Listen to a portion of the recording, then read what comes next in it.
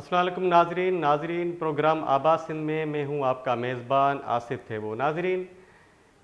इस हफ्ते हम बात करेंगे जो सिंध में बहुत अहम तरीन मौजू है, जिस पे सिंध की बहुत सियासी जमायतें उनको काफ़ी एतराज़ात है। वो मौजू है दरियाए सिंध में जो कैनाल निकाले जा रहे हैं, 6 कैनाल निकाले जा रहे हैं। एक कारपोरेट सेक्टर को मतलब फैसिलिटेट करने के लिए, उनको सहूलत देने के लिए, जो चोलिस्तान के इलाके हैं, रेगिस्तान इलाके हैं, वहाँ पे जो बंजर ज़मीनें हैं, लाखों एकड़ ज़मीन है, उनको आबाद करने के लिए जो कैनाल निकाले जा रहे हैं। दरियाए सिंध की जो अहमियत है तारीखी तौर पे, पहले हमें उसको समझना होगा। दरियाए सिंध जो इंडस रिवर कहलाता है, एक वो तहजीबी वर्षा है। एक तहजीबी वर्षा जो 6000 सालों से, हज़ारों सालों से मतलब सिंध के लोगों के लिए मतलब एक शहर की अहमियत रखता है। ज़ाहिर है जो हमारी ज़राअत है सिंध की, वो दरिया सिंध पर ही होती है। और पूरे पाकिस्तान की, ना सिर्फ सिंध की ज़राअत लेकिन पूरे पाकिस्तान की जो ज़राअत है वो इसी दरिया पे होती है।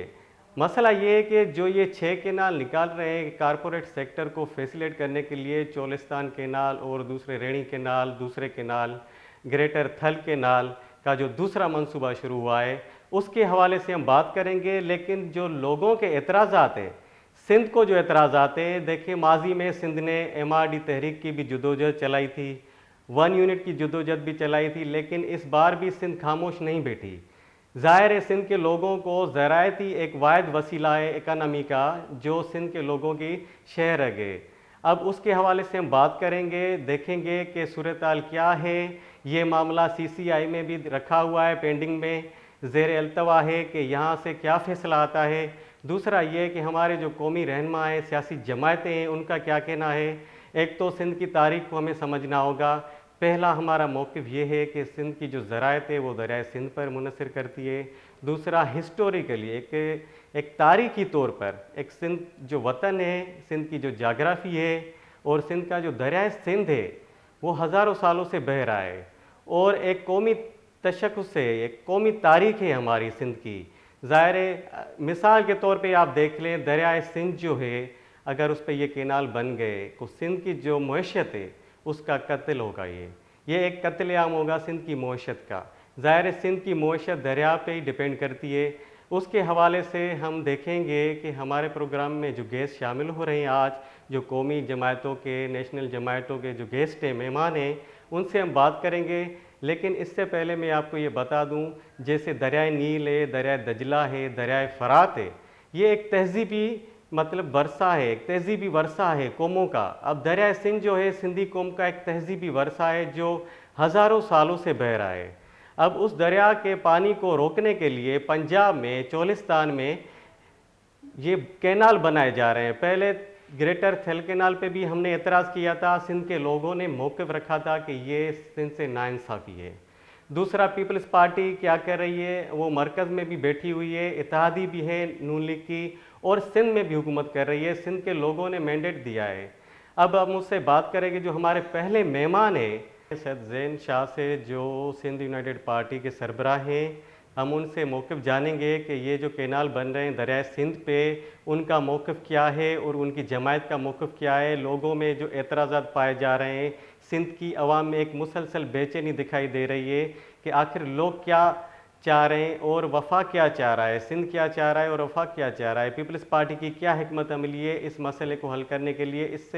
इसके हवाले से हम बात करेंगे सैयद ज़ैन शाह से, जो SUP के सरबराह हैं। वालेकुम सलाम। बहुत बहुत शुक्रिया सैयद ज़ैन शाह साहब, प्रोग्राम में शामिल होने के लिए आपका बहुत शुक्रिया। ज़ैन शाह साहब, हमें ये बताएं कि आपने ये बेदारी मार्च भी किया था और उसके अलावा आपकी जो तंज़ीम है, आपकी जो जमायत है, वो काफ़ी तहरुक में है। ये जो 6 केनालों का मसला है, ये वफाक ने क्यों उठाया है, इसका बैकग्राउंड क्या है, ये अरसा का जो एक्ट है उसमें जो तरमीम की जा रही है, उसके हवाले से हमारे नाज़रीन को बताएं कि ये जो पहले से ही सिंध की जो एग्रीकल्चर मुतासिर हुआ है, और उसके अलावा 2022 में सैलाब आए, बारिशें हुई, उसमें भी हमारी जो ज़राअत मुतासिर हुई है। उसके बाद ये जो 6 केनाल बनने जा रहे हैं, चोलिस्तान ग्रेटर थल केनाल का जो दूसरा मंसूबा है, रेणी केनाल और दूसरे केनाल है, उससे सिंध को क्या नुकसान है? देखें, अभी वापडा के आदाद-ओ-शुमार के मुताबिक पाकिस्तान कैनाल सिस्टम में 6 मिलियन एकड़ फीट की शॉर्टफॉल है और ये शॉर्टफॉल दयामीर भाषा डैम से पूरी होगी। लेकिन अभी भी सिंध में कई साल से थ्रू रोटेशन चलती है, यानी 165 दिन नहीं, लेकिन उससे आधा टाइम हमारे कैनाल्स और डिस्ट्रीब्यूटरी चलती हैं और हमें ज़राअत पे पानी एक हफ्ता मिलता है तो एक हफ्ता नहीं मिलता। तो सिंध में ये शॉर्टफॉल जो है ये सारा सिंध को दिया हुआ है। सिंध पंजाब कॉन्फ्लिक्ट में हमारे जो नाजायज बनते हैं, तारीख ये है कि फ्लड कैनाल्स बनते हैं, फिर फ्लड को पेरिनल कैनाल बना देते हैं। 70s में पीपुल्स पार्टी के दौर में ये इसका इफ्तिताह हुआ चश्मा झेलम का और वो फ्लड कैनाल था, लेकिन जरदारी साहब की हुकूमत में 2008 और 2010 के दरमियान उस पे पेरिनल कैनाल बन गया, जिसको कहते हैं ग्रेटर थल कैनाल फेज 1। इसकी परमिशन तो पहले मुशर्रफ ने दी, लेकिन वो काबिल अमल नहीं हुआ कि सिंध में एहतजाज हुआ, तो उस पे एक पेरिनल कैनाल बनाया गया जिसपे 3.5 लाख एकड़ जमीन 2010 से आबाद हो रही है। आज इस मर्तबा जो वफाक ने नहीं किया, वफाक तो पंजाब तो हमेशा चाहता था, लेकिन ये प्रेसिडेंट आसिफ जरदारी ने किया है अपनी गैर आईनी तरीके से ग्रीन पाकिस्तान इनिशिएटिव की मीटिंग में बैठ के, और ये कहा गया है कि मैं करवाऊंगा तरमीमें भी इरसा में और ये 6 कैनाल डेवलपमेंट की जाए, इनको प्रोविंसेस में से बजट भी दिलाऊंगा और बाहर के मुल्कों से भी दिलाऊंगा और फेडरेशन से भी पैसे दिलाऊंगा। तो इन कैनाल से नुकसान ये होगा।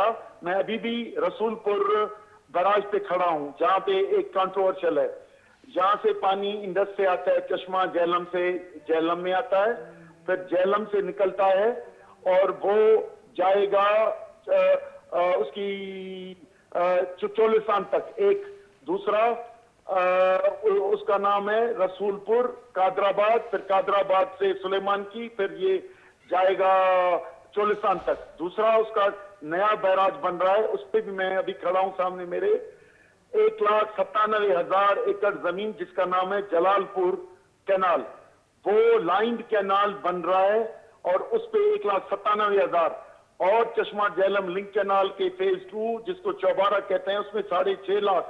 तो हम ये मजमूई तौर पे फर्स्ट फेज में 12.5 लाख एकड़ जमीन पंजाब की आबाद होगी, 3 साल के अरसे के अंदर ये हो जाएगा, और 12.5 लाख एकड़ जमीन सिंध की बंजर होगी और पंजाब की आबाद होगी। दूसरा इसका फेज 2 जो आएगा वो जाके 35 लाख तक जाएगा, फिर ये आइंदा फेज 3 और 4 में ये 6 मिलियन एकड़ तक जाने हैं। सिंध की कमांड एरिया तकरीबन 1,22,00,000 है, ये उसका 50% शेयर आइंदा 10 साल में खत्म हो जाएगा। तो ये सीरियस थ्रेट है, न सिर्फ हमारे एग्रीकल्चर लैंड को, लेकिन ये खुद इंडस रिवर की डेड होने का, जो समंदर तक जाने का जो हजारों सालों से बह रही है, वो खत्म होगा। सिंध की कोस्टल बेल्ट तबाह होगी, लाखों एकड़ फर्स्ट फेज में 35 लाख एकड़ गैराबाद होगी। ये जो नजर आपको 3 साल के बाद आना शुरू होगा और 10 साल में ये 35 लाख खत्म हो जाएगी। अगर फेज 3 और 4 चला तो मेरा ख्याल है कि 7 लाख तक जाएगी, तो 50% ऑफ द सिंध बैरन हो जाएगी। तो ये पाकिस्तान में हम जब शामिल हुए थे 1945 के एग्रीमेंट के तहत, तो हम 75% इंडस के ओनर थे, अब 40% ओनर हैं, लेकिन 40 के अभी आधा हिस्सा जरदारी साहब ने खुश करने के लिए अपने कंपनी सरकार और पंजाब को ये हमारा पानी बेचा है और जमीनें बेची हैं। तो हम इसकी हम समझते हैं ये हमारी डू और डाई की पोजीशन है और हम आखिरी हद तक लड़ेंगे जहां तक हुआ। आज कल भी मैं जा रहा हूं इस्लामाबाद, उधर मेरा सेमिनार है परसों, तो हम इस्लामाबाद गए, रहीम यार खान गया हूं, हम पंजाब में सिंध में सेमिनार भी कर रहे हैं और सिंध में एजुकेशन भी चला रहे हैं, पॉलिटिकल भी चला रहे हैं और उससे एक अलायंस बनाया है कि हमारा Indus save Indus river movement, दूसरा हम आबादगार जो है anti canal action committee, purely non political आबादगारों की ऑर्गेनाइजेशन है, वो मूवमेंट चल रही है, मुख्तलिफ पॉलिटिकल पार्टीज कर रही हैं।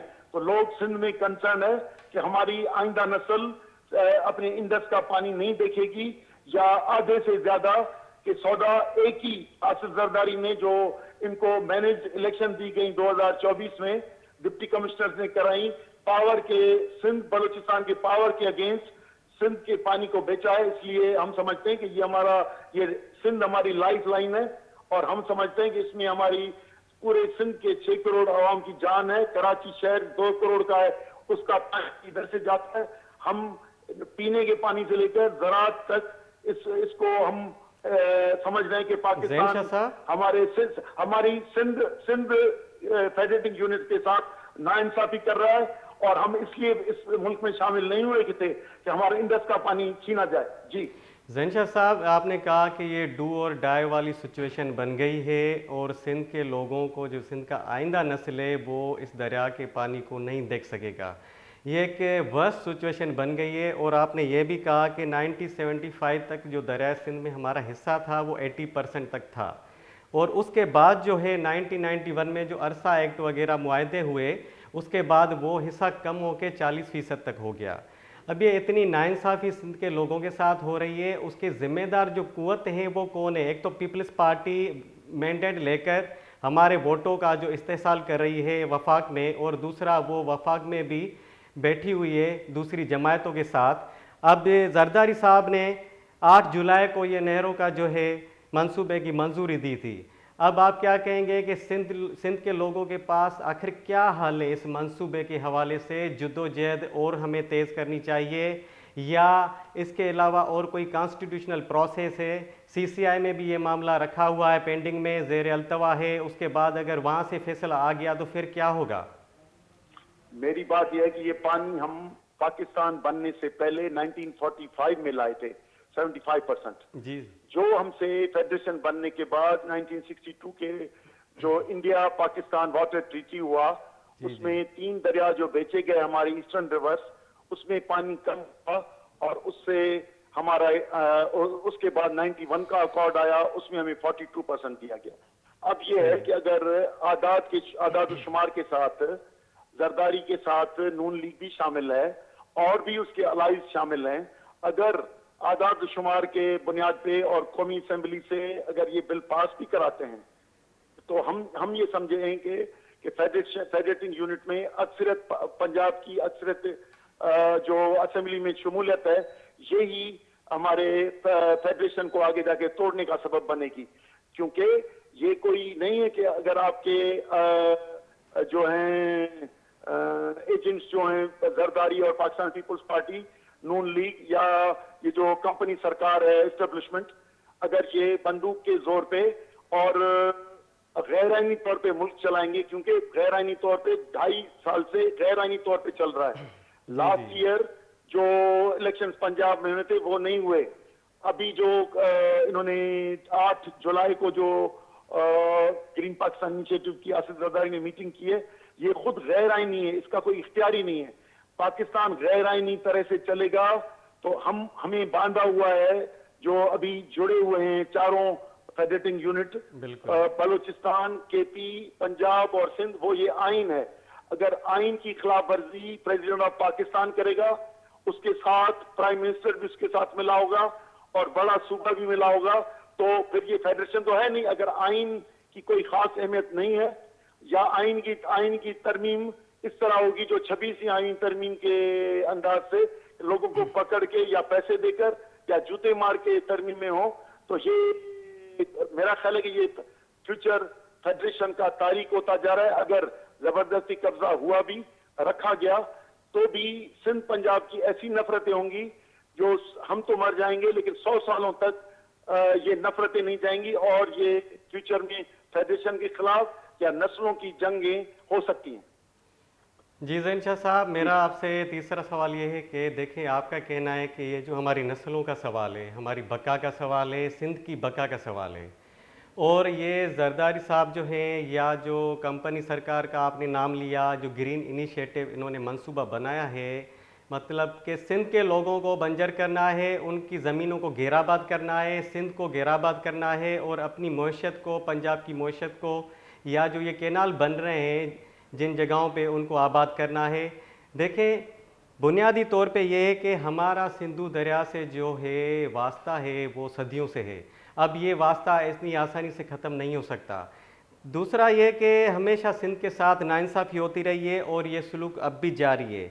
इस मसले के ख़िलाफ़ सिंध भर में एहतजाज हुए, काफ़ी हज़ारों की तादाद में लोग सड़कों पर आए, एहतजाज किए, रैलियाँ की। लेकिन जो वह मैं बात पूछना चाहता हूँ आपसे कि ये पूरी सिंध का मसला है, सिंध बंजर होने का मसला है, इसमें तो पूरी सिंध को बाहर निकलना चाहिए, लाखों के तादाद में लोगों को बाहर निकलना चाहिए। आखिर वजह क्या है इसकी? देखें, एक तो खौफ की अलामत कंपनी सरकार, दूसरी खौफ की अलामत जरदारी सरकार। ये जो इनके एमपीएज हैं और दूसरे हमारे दोस्त हैं काफी एमपीएज, डिस्ट्रिक्ट काउंसिल के चेयरमैन, मेंबर, वो सब कहते हैं कि भाई हमें रोका गया है। तो अब पीपल पार्टी अपने नेटवर्क के थ्रू, डराना और लालच दोनों के थ्रू जो है ये कर रही है। तो हम समझते हैं कि इसको तोड़ने के लिए हमें टाइम लगेगा, लेकिन हम अपनी फर्ज अदायगी करते हुए कोशिश कर रहे हैं कि ये जो हजारों में है ये लाखों में बने।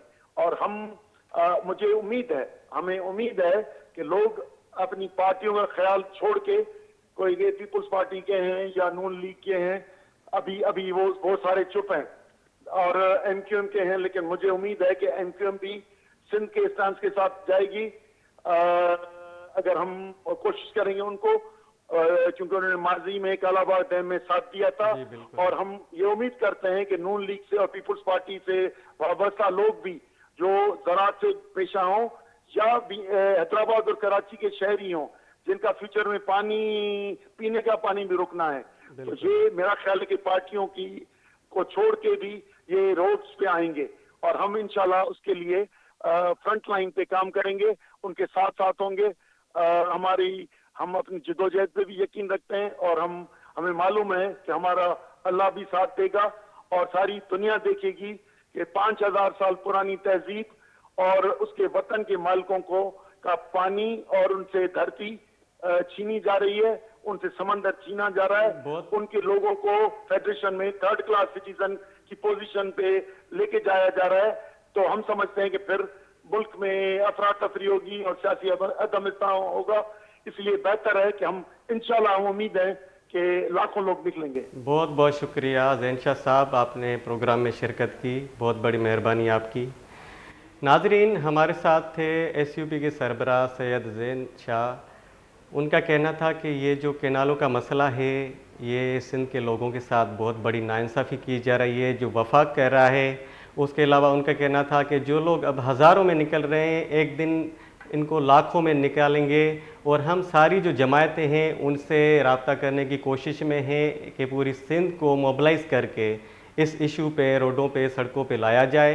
नाज़रीन, यहाँ पे हम लेते हैं एक छोटा सा ब्रेक, मुख्तसर ब्रेक, फिर मिलते हैं।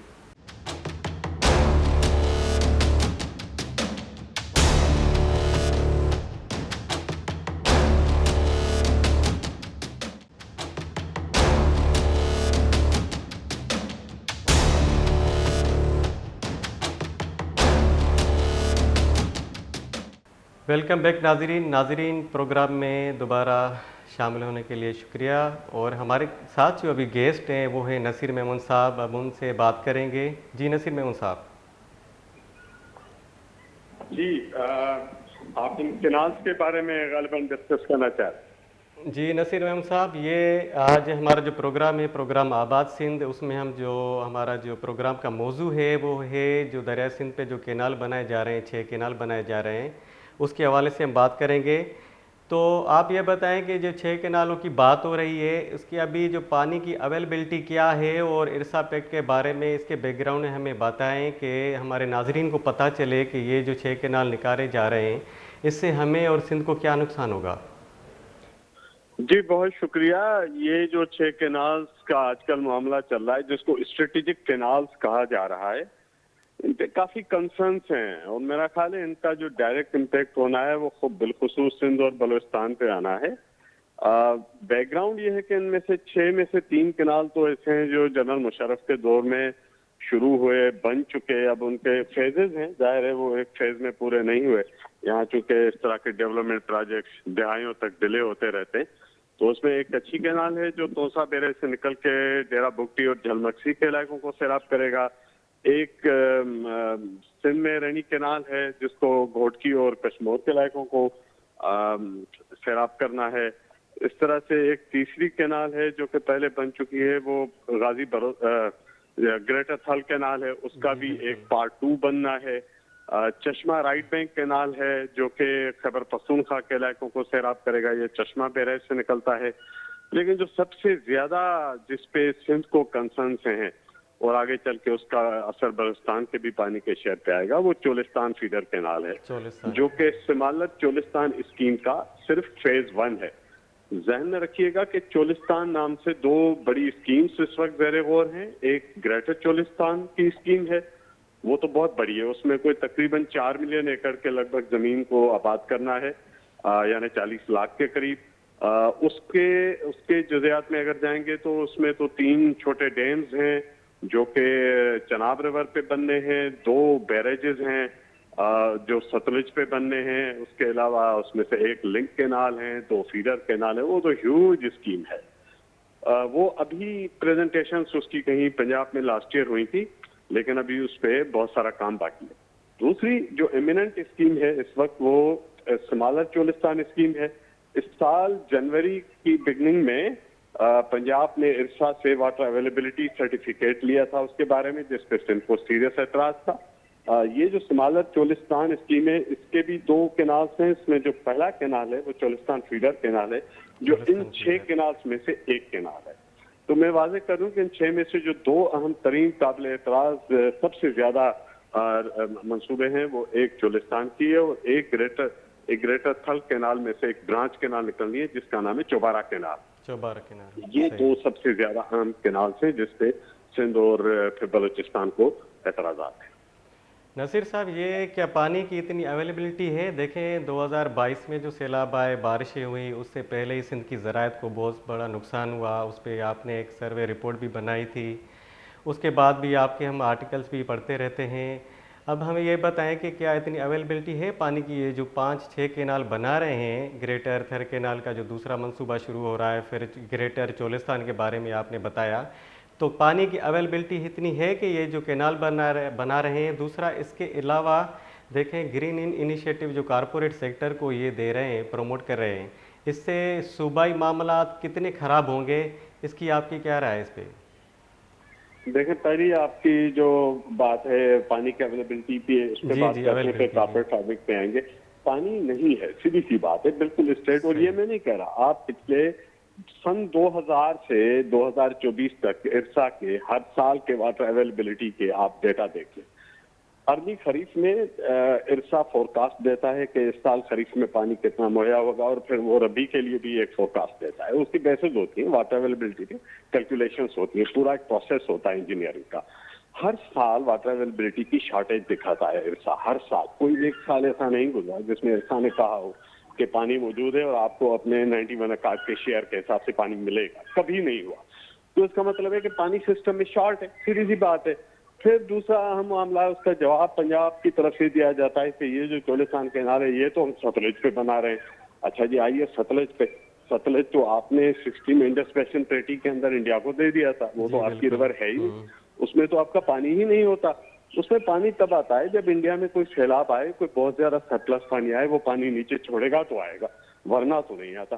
पिछले साल सतलुज में एक सैलाब की सूरत हाल थी, वो इसलिए हुई थी कि 35 बरस के बाद इंडिया के तरफ जो बाखड़ा डैम है और पोंग डैम है, उसमें उसकी कैचमेंट में हैवी रेनफॉल हुआ अगस्त में, और उसकी वजह से कोई 2.25 लाख क्यूसेक का पानी नीचे उनको रिलीज करना पड़ा था, जब जाके सतलुज में पानी आया था।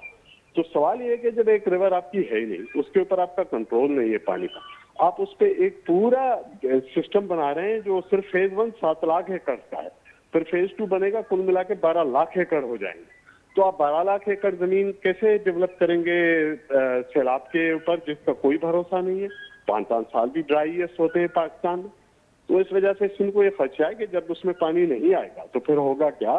फिर ये होगा कि झेलम रिवर का पानी, आप अगर नक्शे को देखेंगे, पंजाब से तो ऊपर 3 लिंक कैनाल से, 3 लिंक कैनाल, एक कैनाल रसूल बैरेज जो झेलम लिंक से वहां से निकलता है, वो आके चनाब में मिलाता है। चनाब से एक और लिंक कैनाल रावी से कनेक्ट करती है, फिर रावी से तीसरी कैनाल सतलुज को कनेक्ट करती है।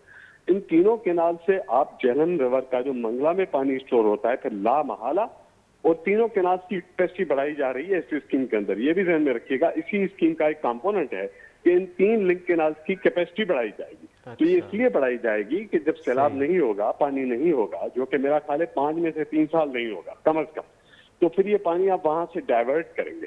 जब आप झेलम का पानी इधर ले आएंगे तो नीचे झेलम के साउथ में झेलम और चनाब का जो बेल्ट कहलाता है, उसमें त्रिमू बैरेज और पंजनत बैरेज, इसकी जो बड़ी ह्यूज इसके ऊपर कमांड एरिया है, उसके पानी की आएगी शॉर्टेज।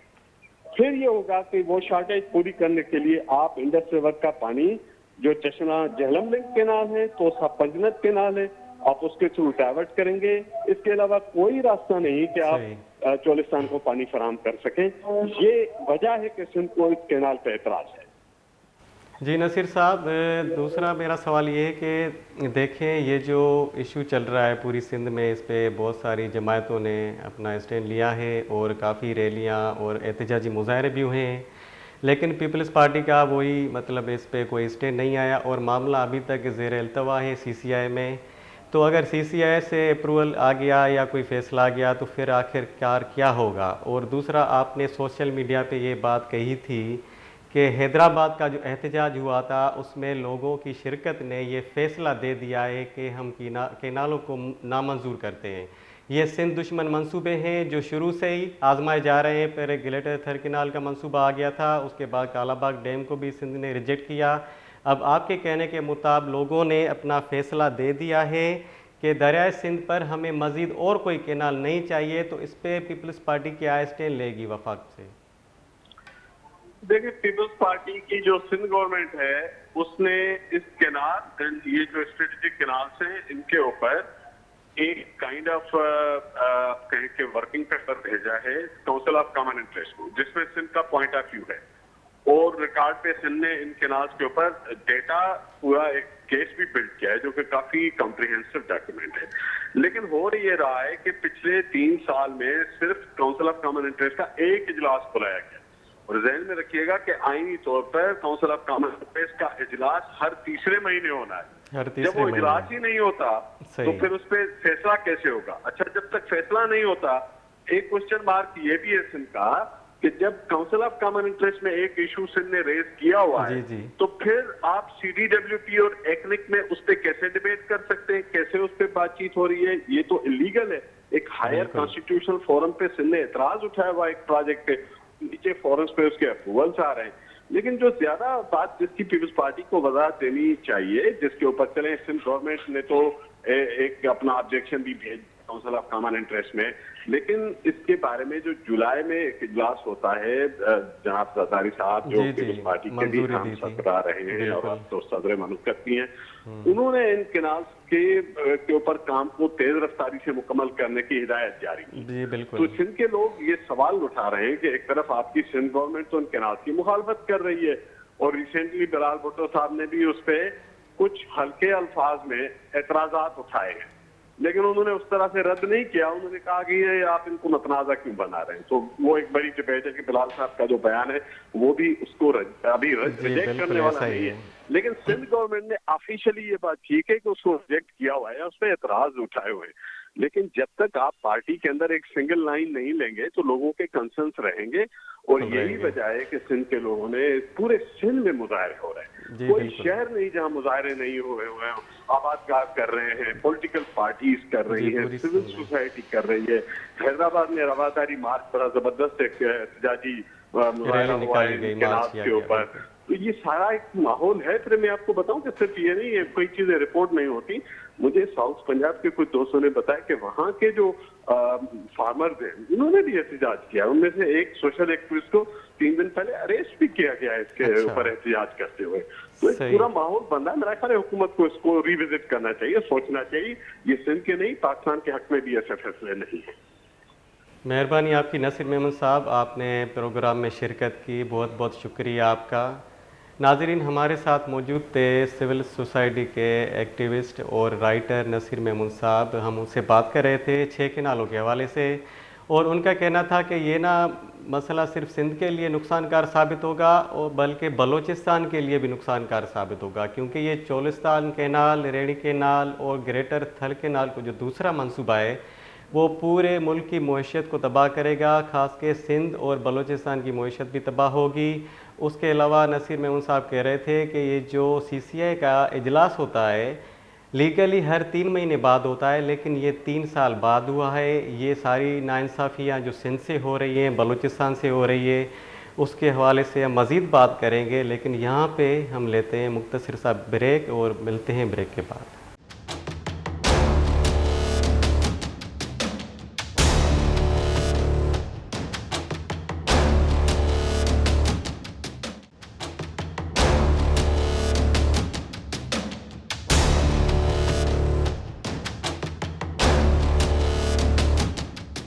वेलकम बैक नाजरीन, प्रोग्राम आबा सिंध में हम बात कर रहे थे सिंधु दरियाए सिंध पे जो 6 केनाल निकालने की एक मनसूबाबंदी की जा रही है, उसके हवाले से हम बात कर रहे थे। हमारे जो पैनलिस्ट थे नसीर मेमन साहब थे, he was writer and civil society के एक्टिव कारकुन थे। अब हम बात करेंगे, हमारे साथ जो हैं प्रोफेसर इनाम भट्टी साहब हैं, he is a scholar, he is a writer and he is a nationalist. अब उनसे हम बात करेंगे 6 केनालों के हवाले से जो दरिया सिंध पे बनाए जा रहे हैं। जी इनाम साहब, आपका बहुत बहुत शुक्रिया प्रोग्राम में शामिल होने के लिए। आपसे इनाम साहब, आवाज़ आ रही है आपको? जी जी बिल्कुल, आसिफ आ रही है। जी इनाम साहब, आपका बहुत बड़ा शुक्रिया, आपकी बहुत बड़ी मेहरबानी, आपने हमें वक्त दिया और हमारे प्रोग्राम में शामिल हुए। इनाम साहब देखें, अभी जो मसला चल रहा है ज़राअत के हवाले से या सिंध के जो इश्यूज़ हैं फाइनेंशियली, इकनॉमिकली, हम अगर सिंध के उसमें सिनेरियो को देखें तो ये जो केनाल बनाए जा रहे हैं दरिया सिंध पे पानी के हवाले से, एक तो सिंध को रिजर्वेशन है बहुत सारे कि पहले भी हमारे साथ माजी में भी ये जुल्म और नाइंसाफ़ी हुई है। दूसरा, बड़े पैमाने पर एक कारपोरेट ज़राअत को प्रमोट किया जा रहा है, उसमें ग्रीन इनिशिएटिव का जो मॉडल इन्होंने इंट्रोड्यूस करवाया है। दूसरा ये है कि वो जो 6 स्ट्रेटेजिक नहरें केनाल निकाले जा रहे हैं उससे सिंध की ज़राअत को कितना नुकसान होगा, और सिंध की जो ज़राअत है वो पहले से ही मुतासर है सैलाबों और बारिशों की वजह से। अब आप ये बताएं कि जो चश्मा राइट बैंक केनाल है या रेणी केनाल है और कच्ची केनाल है, चोलिस्तान फ्लड फीडर केनाल है, इसके बारे में हमें बैकग्राउंड बताएं कि ये टेक्निकल इश्यूज है क्या आखिर? शुक्रिया आसिफ।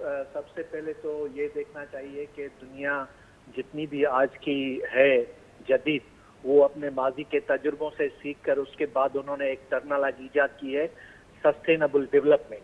यानी कि दुनिया के अंदर कोई भी ऐसी तरक्की जो सस्टेनेबल नहीं है, जो आने वाली नस्ल को वो सब चीज़ें मुहैया नहीं कर सकती जिसके आज हम मज़े लूट रहे हैं, तो इसका मतलब ये हुआ कि वो तरक्की पायदार नहीं, बल्कि वो तरक्की किसी न किसी चीज़ के खात्मे के ऊपर या किसी की तबाही के ऊपर आप तरक्की करना चाह रहे हैं। इसी में से ही एक जो है सबसे बड़ा दुनिया के अंदर फेल्यूर सिस्टम रहा है, वो है कारपोरेट फार्मिंग का।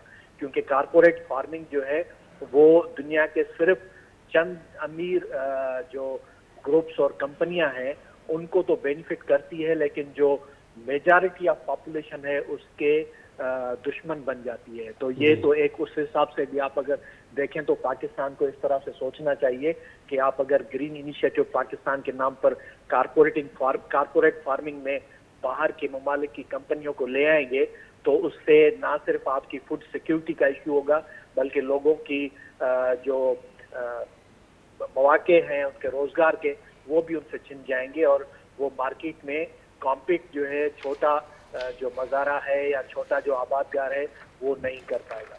उसके बाद आते हैं कि पानी के वसाइल। तो पूरी दुनिया के अंदर ये चीज़ अब साबित हो चुकी है कि जितने भी दरिया कुदरती तौर पर जो भी नेचर ने हमें दिए हुए हैं वो जहां से शुरू होते हैं, उनका जहां पर इख्तिताम होता है वो उसको अगर आप कंटिन्यू रखेंगे तो आपका पूरा नहरी ना सिर्फ निज़ाम बरकरार रहेगा, बल्कि आपका जो अंडर सॉइल, जो सब सॉइल रिचार्जिंग सिस्टम है, जिससे आपका जो जमीन के जेर जमीन पानी जो मीठा होता है वो स्टोरेज होती है नेचुरली, और वो भी आपकी बरकरार रहती है।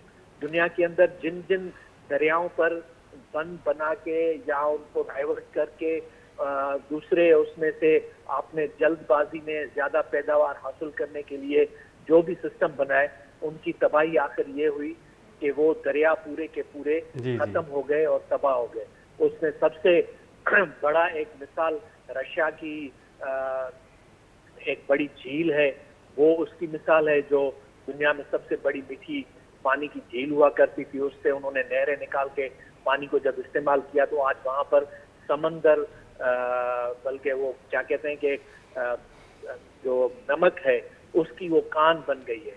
इसी तरह से सिंधु दरिया जो है, वो सिंधु दरिया जब ऊपर से हिमालय से चलता है तो वो कुदरती तौर पर जो उसका बहाव था उसको जब से हमने तोड़ना, उसको डाइवर्ट करना शुरू किया है, बंद बांधने शुरू किए हैं, तो उसका नीचे जो समंदर के साथ जाके मिलने वाला डेल्टा का एरिया है वो खत्म होता जा रहा है। आज 92% डेल्टा सिंध का खत्म हो चुका है और उसकी जगह समंदर इंट्रोड्यूस करता जा रहा है। यानी खारोछाण, केटी बंदर, घोड़ाबारी, ठंडा, सिजावल, बदीन के अजला के बहुत सारे इलाके जो हैं वो हजारों किलोमीटर तक जो है ऊपर समंदर चला आया है। उसका मेन रीजन ये है कि आपने दरिया में उतना पानी नहीं छोड़ा जो नेचुरली जाता था, जिससे दरिया ना सिर्फ सिल्ट अपनी ले जाके वहां पर नई जमीन बनाता था, बल्कि डेल्टा की पूरी जो इकोसिस्टम है, इकोलॉजिकल सिस्टम को वो मेंटेन करता था। अब दोबारा जब आप ये नए केनाल बनाने के मंसूबे बना रहे हैं तो उसमें सबसे पहला सवाल तो ये है कि आया इंडस बेसिन इरिगेशन सिस्टम जो पूरे सभी दरियाओं के साथ से बना हुआ एक सिस्टम है, उसमें इतना पानी हमारे पास है कि आप उसमें से नए केनाल निकालें। चाहे वो केनाल आप थर को दें, चाहे वो आप केनाल कच्ची बलूचिस्तान को दें, या चाहे आप KPK को अपर राइट चश्मा लिंक केनाल दें, या आप कोलिस्तान केनाल बनाएं। तो उसमें जब आप कहते हैं कि पानी हमारे पास फ्लड के एरिया टाइम में आता है, तो वो भी बिल्कुल सरासरी गलत आपके एग्जेजरेशन या प्रोजेक्शन है। अभी आपके पास इतनी शॉर्टेज है पानी की, उसकी मेन रीजन आपके मंगला और तरबेला की जो सिल्ट कलेक्ट वहां पर हो गई है, वो आपके वहां पर उसकी डीसिल्टिंग तो ना हो सकी, लेकिन पानी की स्टोरेज की कैपेसिटी कम हो गई। आपने कहा नया मीर भाषा डैम बनेगा, वो उसकी जो कैपेसिटी मंगला और तरबेला की कम हुई है उसको आप बैलेंस करेंगे, लेकिन वो उसको आप अभी कह रहे हैं कि उसमें पानी आएगा, उससे हम नए केनाल बना रहे हैं। तो मेरे ख्याल में आप जो ये सिंधु दरिया है उसको खत्म करने और मारने के ऊपर तुले हुए, इसी पर ही यूनाइटेड नेशंस का एक बड़ा प्रोग्राम उन्होंने लॉन्च किया हुआ है जिसका नाम है लिविंग इंडस इनिशिएटिव। और लिविंग इंडस इनिशिएटिव में यूनाइटेड नेशंस ने ये निशानदेही की हुई है कि आने वाले 100 सालों में दुनिया के अंदर जो दरिया खत्म होने वाले हैं उसमें से सिंधु दरिया भी एक है, और उसकी मेन रीजन यही है कि वो समंदर तक उसका पानी राउंड द ईयर जितना जाना चाहिए वो नहीं जाता। जी आप सर। इनाम साहब, ये आपने जो बातें कही कि सस्टेनेबल डेवलपमेंट के हवाले से अगर देखा जाए तो पूरी दुनिया में कारपोरेट सेक्टर जो है उसको फेल्यूर माना गया है। दूसरा ये कि रशियन रिवर की आपने बात की, वहाँ पे नहरें खोदी गई तो वो सूख गया। तीसरा ये कि हर साल मतलब लाखों एकड़ ज़मीनें जो समंदर जो है वो उसमें मतलब ज़ाहिर है डूब रही हैं हमारी ज़मीनें समंदर की वजह से। ज़ाहिर है मीठे पानी का वहाँ पे खारिज नहीं है। तो एक तो समंदर रोज़ाना सिंध में 1 लाख एकड़ ज़मीन खा रहा है, दूसरी तरफ हुक्मरानों का सिंध की जो ज़राअत है, ज़रई शोबा है, उसको बिल्कुल तबाह करने की साजिशें की जा रही है। और उसके अलावा अगर ये 6 केनालों का मंसूबा कामयाब हो जाता है तो फिर वो क्या सूरत हाल बनेगी। सिंध की मईशत जो है वो पे ज़राअत डिपेंड करती है, उस पर हम ज़राअत पे डिपेंड करते हैं, एग्रीकल्चर पे डिपेंड करते हैं, हमारी एग्रीकल्चर इकानमी कहा जाता है।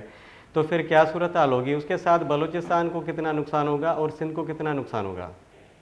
आसिफ, इसमें मैं तो ये कहता हूँ कि सिर्फ सिंध को नहीं, पंजाब को भी नुकसान होगा, क्योंकि आप जी वहाँ पर जब जो जितने लाख एकड़ जमीन ज्यादा कमांड एरिया आप डेवलप करने जाएंगे, तो यकीनी तौर पर वो पानी आप वहां से उठाएंगे जो ऑलरेडी पंजाब की कमांड एरिया को सैरियाब करता हुआ आता है। तो आपको वहां पर पानी की शॉर्टेज जो जब आएगी, तो वो आप पंजाब का वो इलाका जो ऑलरेडी आबाद है वो गैराबाद होगा। इसी तरह से खैराबाद होगा। बलूचिस्तान के अंदर जो बलूचिस्तान का हिस्सा यहाँ पर गुडू बैराज से और सखर बैराज से जाता है, वो आपका कम हो जाएगा।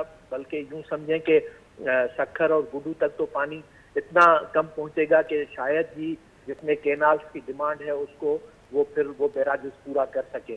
तो उसमें बलूचिस्तान का जो ऑलरेडी कमांड एरिया आपका इन दो कैनाल्स, जो एक सखर से निकलता है एक गुडू से निकलता है, वो पूरे का पूरा जो है आपका कमांड एरिया बैठ जाएगा। और जो आप कच्ची कैनाल जिसकी बात करते हैं, तो कच्ची कैनाल का 70% जो है वो ऐसे एरिया में आता है जहां पर पहाड़ी सिलसिला है, और वहां से आज भी अगर डेटा लें तो जितना इन्होंने कच्ची कैनाल वहां पर बनाया हुआ है, उसमें सिर्फ जितनी बरसातें बारिशों की वजह से वो जाबलू पट्टी से जो भी नीचे पत्थर गिरते हैं, जो भी तोदे गिरते हैं, वो सारे का सारा पूरा नहरी सिस्टम को दोबारा ब्लॉक कर जाता है। तो आपका एक तो पूरा जो निज़ाम है उसको आप अच्छी तरह से स्टडी करते नहीं हो, और ऐसे ही सिर्फ आपने दिमाग पे बनाया होता है कि ये हम पानी जो है वो इरिगेशन के लिए इस्तेमाल करेंगे। उसके बाद जो सिंध की पानी की जो शॉर्टेज होगी, तो अभी इस वक्त भी हम आज के टाइम पर भी हम शॉर्टेज भुगत रहे हैं, और जो आने वाली सीजन है उसमें जो गंदम की होनी है पैदावार या गंदम की बुआई जो होनी है, उसके लिए अभी से कह रहे हैं कि वो 30% शॉर्टेज सिंधु दरिया में अभी मौजूद है। वो आपको गवर्नमेंट जो है यानी इरसा जो है वो पहले से कह रहा है कि वो आपको भुगतनी पड़ेगी। तो यानी ऑलरेडी हमारे जो पेरिनियल कैनाल्स हैं, एनुअल कैनाल्स हैं, उनका जो हिस्से का पानी है वो आप शॉर्टेज में नहीं दे सकते, पूरा नहीं कर सकते। तो जब ये कैनाल नए बन जाएंगे तो उसके बाद आप कहाँ से पानी लाएंगे? पहले तो ये पूरा अश्योर करें ना कि पानी है कहाँ। तो इरिगेशन सिस्टम है उसके अंदर पानी अवेलेबल है ही नहीं इतना जितना आप कह रहे हैं कि उससे आपको नई कमांड एरिया डेवलप करने के लिए पानी दरकार होगा या मिल जाएगा। जी आप बहुत बड़ी मेहरबानी इनाम साहब, आपने प्रोग्राम में शिरकत की, आपका बहुत बड़ा शुक्रिया, आपकी बहुत बड़ी मेहरबानी, आपने प्रोग्राम आबाद सिंध में शिरकत की। नाजरीन, हमारे साथ बात कर रहे थे इनाम भट्टी साहब, जो प्रोफेसर हैं मेहरान यूनिवर्सिटी में और एक स्कॉलर हैं, नेशनलिस्ट भी हैं। वो बात कर रहे थे सस्टेनेबल डेवलपमेंट के हवाले से कि जहाँ पे भी दुनिया में मंसूबे बनते हैं ऐसे, तो वो एक कारपोरेट सेक्टर जो है वो एक फेल्यूर सेक्टर है जो ऐसे मंसूबे बनाता है, क्योंकि पूरी दुनिया में देखा जाता है कि सस्टेनेबल डेवलपमेंट सोर्सेज क्या हैं हमारे पास, क्या एनर्जीज़ हैं, क्या तरीक़ेकार हैं, सस्टेनेबल कैसे किया जाए, मतलब एनर्जी के हवाले से देखते हैं, सर्वे होती है, उस पर डिस्कशन होता है पूरी दुनिया में। ऐसा नहीं है कि बस आपने बिल मंजूर कर दिया मंसूबों का और सिंध और बलूचिस्तान की मतलब मुआशी सूरत हाल को तबाह करने का आपने सोच लिया है।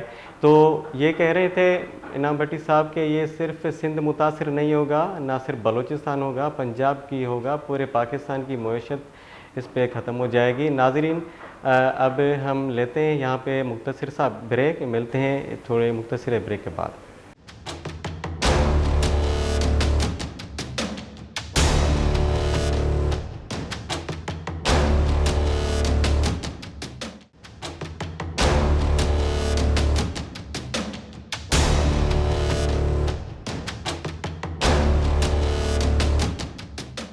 वेलकम बैक नाजरीन, प्रोग्राम आबाद सिंध में हम बात कर रहे थे इनाम भट्टी के साथ। वो जो हमारे गेस्ट थे वो बात कर रहे थे दरियाए सिंध पे जो कैनालों का मंसूबा बनाया जा रहा है उस पे उनके काफ़ी रिजर्वेशन थे। वो कह रहे थे कि ये एक नाकाम मंसूबा होगा जो पूरे मुल्क की मईशत को तबाह करेगा, सिंध की मईशत को तबाह करेगा। अब हमारे साथ जो मेहमान हैं वो कौमी अवामी तहरीक के मरकज़ी जनरल सेक्रेटरी हैं मज़हर राउजो साहब। जी मज़हर राउजो साहब। जी सही। मज़हर मुझे साहब बताएं कि ये कराची में रैलियां निकाली गई सिंध के इस मंसूबे के हवाले से, जो कैनालों का मंसूबा बनाया जा रहा है, ग्रेटर थल कैनाल, रेणी कैनाल, चोलिस्तान कैनाल, इस पे सिंध को बहुत सारे एतराज़ हैं। रैलियां हैदराबाद में भी निकाली गई, कौमी अवामी तहरीक की तरफ से भी और दूसरी कौमी जमायतों की तरफ से भी निकाली गई। अब वफाक तेज़ी से पानी के वसाइल को कम कर रहा है, पहले से ही पानी की अवेलेबिलिटी कम है। नसीर साहब और इनाम भट्टी साहब का ये कहना था कि पानी की पहले ही अवेलेबिलिटी कम है, अगर ये मज़ीद दीगर कैनाल बनेंगे तो सिंध बिल्कुल बंजर हो जाएगा। इस पे आपका क्या मौक़िफ़ है? हाँ, ये बात बिल्कुल सही है। दरअसल बात यह है कि हम भी यही कह रहे हैं कि जनाब आपके पास सिस्टम में पानी मौजूद ही नहीं है, क्योंकि पानी जितना भी मौजूद है वो तो ऑलरेडी डिस्ट्रीब्यूटेड है। 1960 में हिंदुस्तान और पाकिस्तान के दरमियान जो इंडस बेसिन ट्रीटी हुई थी उसमें भी पानी सारा तकसीम है, और उसके बाद जो आपके पाकिस्तान में 1991 में जो वाटर अकार्ड हुआ है उसमें भी पानी तो सारा डिस्ट्रीब्यूट है। 91 में जो पानी दिखाया गया था वो भी ज्यादा पानी दिखाया गया, एक्चुअल सिस्टम में इतना पानी है नहीं जितना इन्होंने शो किया। उस पर हमें रिजर्वेशन थी कि पानी आपके पास है ही नहीं। उन्होंने जो हर 4 साल में 5 साल के बाद जो फ्लड आता है वो पानी भी उसमें जो है वो काउंट कर लिया। भाई ऐसे थोड़ी होता है, पानी जो रेगुलर हर साल आपके पास होता है उसकी आप एवरेज देखेंगे आपके पास पानी कितना है। तो पानी आपके पास सिस्टम में अवेलेबल नहीं है तो आप ये कैनाल्स जो बना रहे हैं उनको पानी कहाँ से देंगे? क्योंकि हमें यकीन है कि हमेशा हमारा पानी ही चोरी करते हैं। क्योंकि सिंध का केस जो है वो पंजाब के खिलाफ 1859 से लेके है। 1859 में जब इन्होंने पहली बार जो है रावी नदी पे अपर बारी दोआबी कैनाल बनाया, तो ये उस वक्त हमारे हिस्से का पानी जो है वो इन्होंने जबरदस्ती without the consent of Sindh, हम इस पानी में बराबर के शरीक हैं। बिल्कुल। पंजाब इज अपर राइपेरन और Sindh is a lower riparian. सही। ये इंटरनेशनल लॉ है कि without the consent of lower riparian, upper riparian have no right to take any drop of water, any single drop of water. यानी upper राइपेरन को ये हक ही नहीं है कि वो लोअर राइपेरन के मर्जी के खिलाफ एक कतरा भी पानी दे। लेकिन उसके बावजूद इन्होंने 1859 में ये कैनाल निकाल के विदाउट द कंसेंट जो है हमारे, और उसके बाद बहुत सारे इन्होंने जो है वो कैनाल हमसे पूछे बगैर ही जो है वो निकाल दिए। 1985 से 1901 तक जो है इसके दरमियान जो इन्होंने सरहद कैनाल निकाला, लोअर जो है केनाब कैनाल निकाला, लोअर झेलम कैनाल निकाला, और 1908 में जो है पहाड़पुर, और 1914 में अपर सवात कैनाल निकाला। फिर 1915 में ट्रिपल कैनाल प्रोजेक्ट जो है वो इन्होंने निकाला। मकसद ये अपनी मर्जी से जो चाह रहे हैं वो कर रहे हैं। तो ये पानी हमारा, अच्छा एक चीज तो ये थी कि शुरू से ये हमारा पानी जो है वो ले रहे हैं और हम जो है वो चीख रहे हैं। यतीम सिंध है, उसकी कोई बात सुनता नहीं है। तो जब ये भुट्टो साहब के दौर में 72-73 में ये झेलम लिंक कैनाल और तोनसा पंजनद कैनाल बना, उस वक्त इन्होंने जो है वो कहा कि ये फ्लड कैनाल होगा। सही है। उस वक्त जो है गवर्नमेंट ऑफ पाकिस्तान और पंजाब गवर्नमेंट के जो है और सिंध गवर्नमेंट के इरिगेशन के वजीर वगैरह और अमलदार जो है इनकी मीटिंग हुई, और एडहाक के तौर पर यह फैसला हुआ था कि सिर्फ इस साल जो है वो जुलाई में हमें पानी दें, और सिर्फ 1 महीने के, वो भी उसके टेक्निकल जो जरूरियात थी उसको पूरा करने के लिए इन्होंने कहा कि ठीक है, ओके। और उसके बाद ये तय हुआ था कि नेक्स्ट टाइम जब भी सिंध में यानी इसमें दरिया सिंध में फ्लड होगी, तब पानी अगर ज्यादा होगा तो पंजाब का वजीर आला वो एप्लीकेशन देगा, दरखास्त देगा गवर्नमेंट ऑफ सिंध को, और गवर्नमेंट ऑफ सिंध अगर परमिशन देगी तो आप ये कैनाल जो है पाएंगे, अदरवाइज ये सिर्फ फ्लड कैनाल थी। लेकिन आपको अच्छी तरह पता है कि उसके बाद कुछ 1-2 साल तक जो है वो इन्होंने सिंध से परमिशन ली, और उसके बाद ये मुसलसल, आपको ये पता होगा, ये बहुत मशहूर किस्सा है कि 1976 में पंजाब के जो उस वक्त गवर्नर थे जनरल गुलाम जिलानी, और वापडा के थे चेयरमैन जो है सफदर भट्ट, वो गए वहां पे और उन्होंने जबरदस्ती जो है वो विदाउट यानी सिंध से पूछे बगैर जो है वो कैनाल जो है वो खुलवा दिए।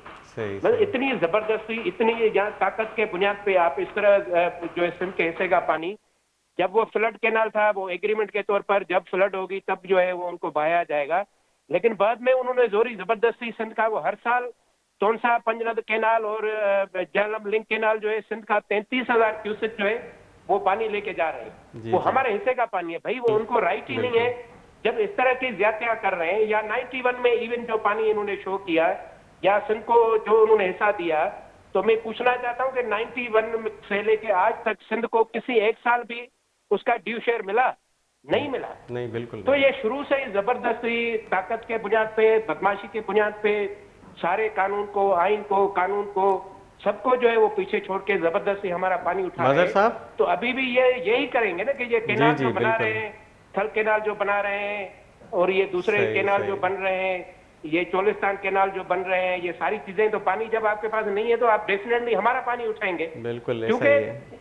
दिन ब दिन जो है ये 1859 से लेके कंटिन्यू हमारा पानी इन्होंने उठा पानी के आज रोका हमारे जा रहा है, 16 साल बिल्कुल। से मजहर साहब, ये टाइम की बहुत कमी है, इसी वजह से आपने बहुत इसको अच्छे तरीके से डिफ़ाइन किया। आपकी बहुत बड़ी मेहरबानी प्रोग्राम में शामिल होने की, आपका बहुत शुक्रिया। नाजरीन, ये हमारे जो मेहमान थे, आप उनकी बातें सुनी। मजहर आउजो साहब थे, जनरल सेक्रेटरी थे कौमी अवामी तहरीक के। वो कह रहे थे कि इंटरनेशनल लॉ में भी ये खिलाफ वर्जी है कि आप किसी सूबे के हुकूक, आप मतलब उनकी खिलाफ वर्जी करें, पानी के मामलात हो या दूसरे मामलात हो, उन पे उन्होंने बात की। नाजरीन, अब हमें इजाज़त दें अपने मेज़बान आसिफ थेबो को। प्रोग्राम आबाद सिंध में इंशाल्लाह हम अगले हफ्ते मिलेंगे। अल्लाह हाफ़िज़।